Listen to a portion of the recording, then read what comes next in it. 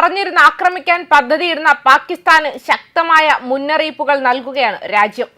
Operation സിന്ദൂറിലൂടെ ശക്തമായ തിരിച്ചടികൾ നേരിട്ടിട്ടും വീണ്ടും ഇന്ത്യക്കെതിരെ ആക്രമണം നടത്തുമെന്ന ഭീഷണികൾ മുഴക്കിയ സാഹചര്യങ്ങളിൽ ഓപ്പറേഷൻ സിന്ദൂർ ഇപ്പോഴും പുരോഗമിക്കുകയാണെന്നും സായുധ സേനകൾക്കിടയിലുള്ള ഉയർന്ന തലത്തിലുള്ള ഏകോപനത്തിന് ഊന്നൽ നൽകിക്കൊണ്ട് പ്രവർത്തന വിശദാംശങ്ങൾ പങ്കിടുന്നതിൽ നിന്ന് വിട്ടുനിൽക്കുകയാണെന്നും നാവികസേനാ മേധാവി അഡ്മിറൽ ദിനേശ് കെ ത്രിപാഠി പറഞ്ഞു. ഓപ്പറേഷൻ സിന്ദൂർ ഇപ്പോഴും തുടരുകയാണ്, അത് അവസാനിച്ചിട്ടില്ല. ഇനിയൊരു ആക്രമണത്തിന് തുടക്കം കുറിച്ചാൽ പാകിസ്ഥാൻ എന്ന രാജ്യം പോലും നിലനിൽക്കില്ല എന്ന മുന്നറിയിപ്പ് മുൻപും രാജ്യം നൽകിയിരുന്നു. പ്രവർത്തനവുമായി ബന്ധപ്പെട്ട എന്തും ഒഴിവാക്കുന്നതാണ് നല്ലത്. മൂന്ന് സേനകളും തമ്മിലുള്ള വ്യോമ പ്രതിരോധം സംയോജിപ്പിച്ചിരിക്കുന്നു. ഓപ്പറേഷൻ സിന്ദൂരിലും ഇത് ചെയ്തു. നാവികസേന പൂർണ്ണമായും യോജിച്ചിരിക്കുന്നുവെന്ന് അഡ്മിറൽ ത്രിപാഠി പൂനെയിൽ പറഞ്ഞു.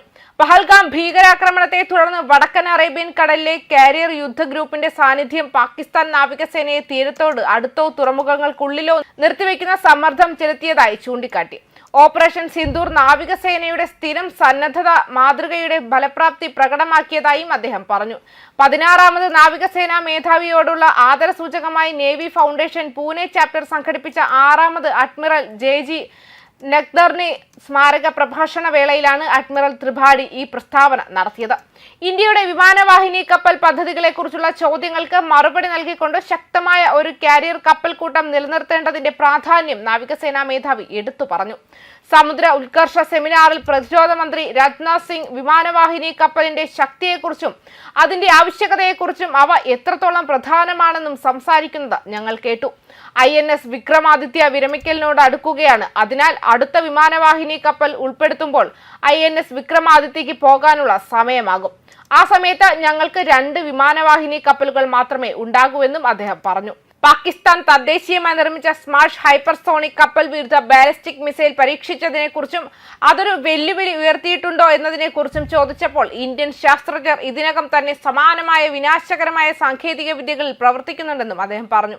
ഞങ്ങൾ DRDOയുമായി വ്യവസായവുമായും സഹകരിക്കുന്നു. ഏറ്റവും ബുദ്ധിമാനായ മനസ്സുകൾക്ക് മുന്നിൽ ഞങ്ങൾ ഈ വെല്ലുവിളി വെച്ചിട്ടുണ്ട്. സർക്കാർ തലത്തിൽ ഭീഷണിയും പ്രതികരണ സംവിധാനങ്ങളും പൂർണ്ണമായി അംഗീകരിക്കപ്പെട്ടിട്ടുണ്ട്. ഓപ്പറേഷൻ സിന്ദൂറിന്റെ സമയത്ത് മറ്റ് സേവനങ്ങളുമായുള്ള സംയോജനത്തെക്കുറിച്ച് പറയുമ്പോൾ പ്രവർത്തനം ഇപ്പോഴും സജീവമാണെന്നും വിശദമായി ചർച്ച ചെയ്യേണ്ടതില്ലെന്നും അദ്ദേഹം പറഞ്ഞു. 3 സേനകളുടെയും വ്യോമ പ്രതിരോധം സംയോജിപ്പിക്കുന്നു.